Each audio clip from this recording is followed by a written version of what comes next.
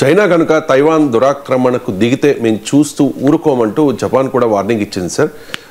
Taiwan వ్యవహారంలో సైనిక పరంగా జోక్యం చేసుకునే అవకాశం లేకపోలేదు అంటూ జపాన్ నూతన ప్రధాని తకాయిచి వ్యాఖ్యానించారు. ఈ వ్యాఖ్యలపై చైనా తీవ్ర అభ్యంతరం వ్యక్తం చేసింది.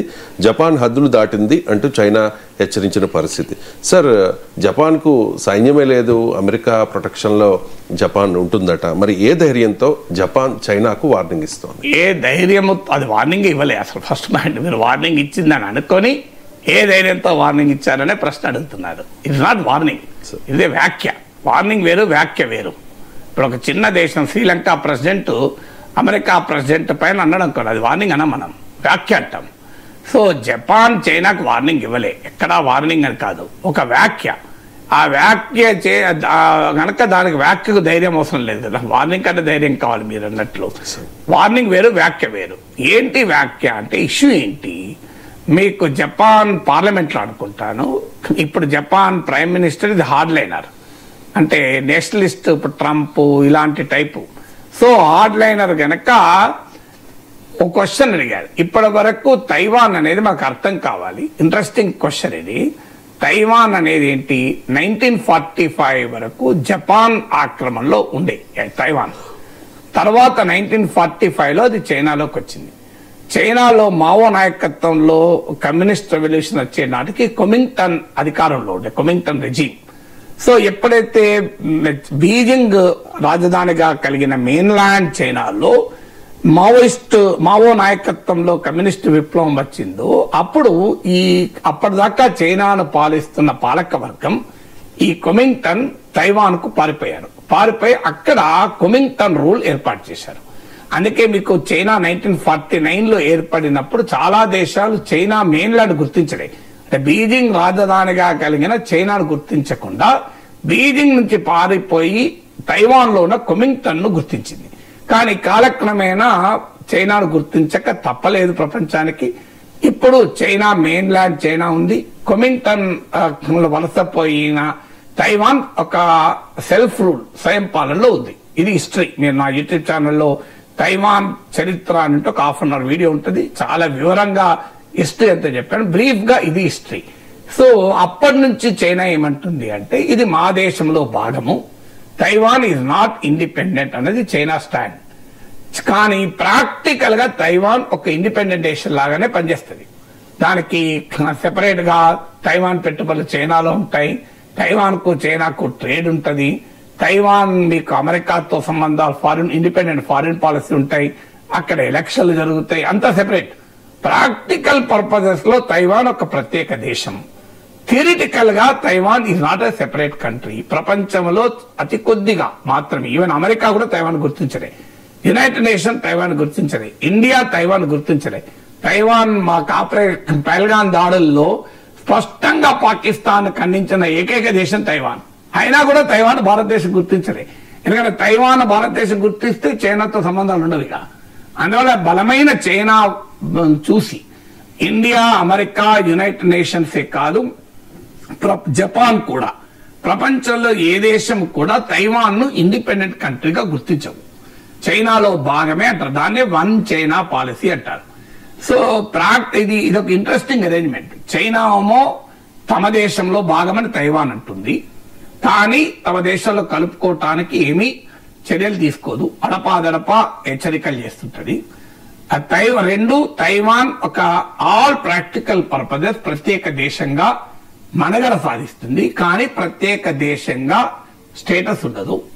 మిగతా ప్రపంచమంతా తైవాన్ ప్రత్యేక దేశం కావాలని కోరుకునే అమెరికా, జపాన్ కానీ ధైర్యం చేసి తైవాన్ ప్రత్యేక దేశం అనదు, చైనాలో భాగమే అంటది. సో ఇది ఒక వెరీ ఇంట్రెస్టింగ్ అరేంజ్మెంట్ తో స్టేటస్ కూడా నడుస్తుంది. దీన్ని డిస్టర్బ్ చేసే ప్రయత్నం ఎప్పుడు జరిగినా చైనా చాలా తీవ్రంగా స్పందిస్తూ ఉంటుంది. దీన్ని అందుకే అమెరికా కూడా చాలా కేర్ఫుల్ గా దీన్ని డిస్టర్బ్ చేయదు. సో ప్రపంచం కూడా దీన్ని డిస్టర్బ్ చేయదు.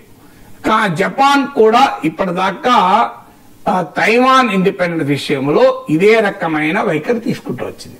కానీ తకాచి ఎప్పుడైతే ప్రైమ్ మినిస్టర్ ఆర్లైనర్ కనుక పార్లమెంట్ లో ప్రశ్న అడిగితే ఒక హైపోథెటికల్ క్వశ్చన్, తైవాన్ ను చైనా బల ప్రయోగం ద్వారా విలీనం చేసుకోవాలని ప్రయత్నిస్తే మీరేం చేస్తారని చైనా అఫీషియల్ పొజిషన్ ఏంటి? తైవాన్ చైనాలో కలవాలి, ఒకవేళ కలవకపోతే మేము బలప్రయోగానికైనా సిద్ధమే. తైవాన్ గనక స్వతంత్ర దేశంగా కావాలని ప్రయత్నిస్తే బలప్రయోగానికి మేము వెనకాడడం అనేది చైనా పాలసీ. కానీ బలప్రయోగం చేయదు, ఎందుకంటే చైనాకు కూడా తెలుసు తైవాన్ పై బలప్రయోగం చేస్తే అమెరికా కూడా రంగంలో దిగే అవకాశం ఉంటుంది. ఎందుకంటే తైవాన్ అమెరికాకు మధ్య డిఫెన్స్ అగ్రిమెంట్ కూడా ఉంది. అందువల్ల చైనా తైవాన్ పైన తన క్లెయిమ్ గివప్ చేయదు, కానీ తైవాన్ పైన బల ప్రయోగాన్ని చేయదు. ఈ బ్యాలెన్స్ ను మెయింటైన్ చేస్తూ వచ్చింది. చైనా మెయింటైన్ చేసింది, ప్రపంచం మెయింటైన్ చేసింది, అమెరికా, జపాన్ కూడా. జపాన్ ప్రైమ్ మినిస్టర్ బ్యాలెన్స్ ని దెబ్బతీశారు. ఎప్పుడైతే ఈ ప్రశ్న అడిగినో సింపుల్ గా చెప్పొచ్చు, this is an hypothetical question, when the time arises we will act. ఇది ఒక హైపోథెటికల్ ప్రశ్న, సో నేను స్పెక్యులేట్ చేయను, you know the stand of Japan అంటే అయిపోతుంది. కానీ అలా అనకుండా అవి ఏమన్నారంటే, ఒకవేళ తైవాన్ చైనా గనక ఆక్రమిస్తే అది జపాన్ కు ఒక సర్వైవల్ క్వశ్చన్ వస్తుంది గనక మేము చర్యలు తీసుకోవాల్సి ఉంటుంది అన్నారు. ఇప్పుడు ఉదాహరణకు మన ప్రధానమంత్రి ఎవరైనా అడిగారు అనుకోండి, చైనా గనక కాశ్మీర్ నుంచి ఆక్రమిస్తే, అరుణాచల్ ప్రదేశ్ ఆక్రమిస్తే మీరు ఏం చేస్తారు అని అడిగారు అనుకోండి, మోడీ, అందుకే మోడీ విలేకరులను డైరెక్ట్ గా సమావేశం పెట్టాడు. మీరు మోడీ విలేకరుల సమావేశం ఎందుకు ఆధార్ కార్డు, అదే కారణం, ఇలాంటి ప్రశ్నలు అడుగుతారని. అందుకే పార్లమెంట్ కూడా ఆన్సర్లు చెప్పాడు. అది రైట్ అని కాదు, దానికి ఆన్సర్లు చెప్పొచ్చు. ఏంటి? India stand on Arunachal Pradesh is known, Arunachal Pradesh is an integral part of India అని వదిలేయచ్చు. కానీ అక్కడ కాస్త అడుగు ముందుకేసి అరుణాచల్ ప్రదేశ్ చైనా ఆక్రమించుకొని చూస్తే మేము చూస్తూ ఊరుకుంటామా, చైనా సంగతి తెలుస్తాం అన్నడకో ఏం మొదలెత్తది. డిప్లొమసీ అంటే అదే, డిప్లొమసీలో చెప్పగలిగే అంశం చెప్తారు, మొహమాట లేకుండా చెప్తారు, నిక్కచ్చిగా చెప్తారు. కానీ చెప్పే పద్ధతి ఏంటంటే చాలా జాగ్రత్తగా చెప్తారు.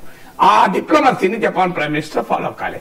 ఎప్పుడైతే జపాన్ ప్రైమ్ మినిస్టర్ ఈ మాట మాట్లాడారో చైనా అగ్గి మీద గుగ్గిలమైంది. జపాన్ నుంచి వచ్చే సీ ఫుడ్స్ ను కంప్లీట్ ఆపేసింది, ట్రేడ్, సీ ఫుడ్స్ ట్రేడ్. తర్వాత జపాన్ లో పెద్ద సంఖ్యలో చైనా టూరిస్టులు వెళ్తారు. జపనీస్ ఎకానమీకి సీ ఫుడ్ ట్రేడ్ ఒకటి, ఈ ట్రావెల్ టూరిస్టులు, చైనా టూరిస్టులు ఒక ముఖ్యమైనది. ఆ రెండింటిని ఆపేసింది చైనా. సీ ఫుడ్ ట్రేడ్ ఆపేసింది, మీకు చైనా నుంచి డైరెక్ట్ ఫ్లైట్స్ ఆపేసింది. పెద్ద ఎత్తున చైనీస్ జపాన్ ట్రిప్లను క్యాన్సిల్ చేసుకోవడం మొదలు పెట్టారు. ఇది జపాన్ ఎకానమీ పైన పెద్ద దెబ్బ. ఇక్కడితో ఆగలేదు ఈ ఉద్రిక్తత. జపాన్ ఈ లోపల ఏం చేసిందంటే తైవాన్ సమీపంలోని ఒక ఐలాండ్ లో మిసైల్స్ ను మోహరించడం మొదలు పెట్టిందని చైనా ఆరోపణ.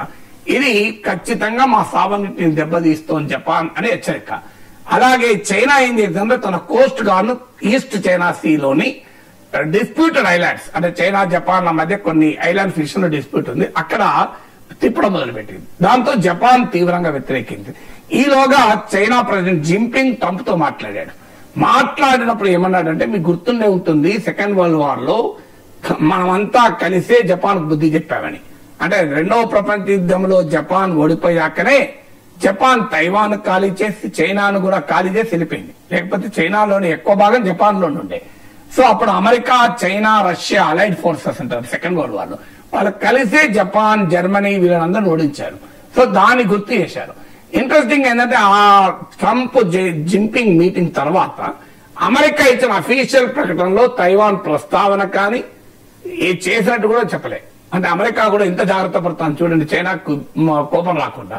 కానీ చైనా ప్రకటనలో ఈ అంశం ఉంది. తర్వాత Trump Japan prime minister phone చేసి యు ఆర్ మై ఫ్రెండ్, నువ్వు ఎప్పుడన్నా ఫోన్ చేయొచ్చు అన్నాడు. అంటే ఇండైరెక్ట్ గా ఏం సంకేతం, మళ్ళీ నేను వెనకాల ఉంటానని.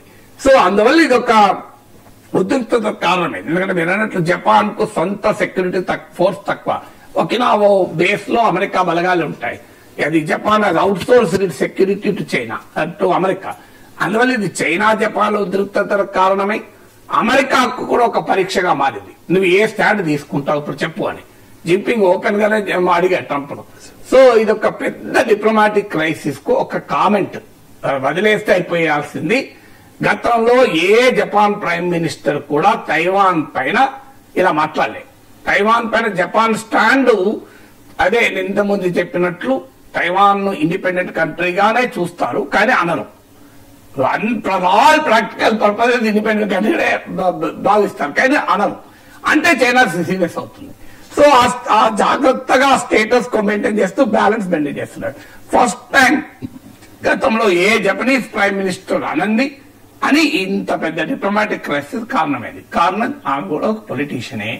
ఆమె తన హార్డ్లైనర్స్, తన జపాన్ లో నేషనలిస్ట్ సెంటిమెంట్ ను పెంచి ఓట్లు తెచ్చుకోవాలి. జాతీయవాద భావజాలాన్ని పెంచడానికి మన దేశంలో ఎన్నికలు వచ్చినప్పుడల్లా చైనా, పాకిస్తాన్ మాట్లాడతారు కదా, ఆమె కూడా అదే పని చేసింది. దానివల్ల దేశాన్ని ఇబ్బందులు పెట్టింది.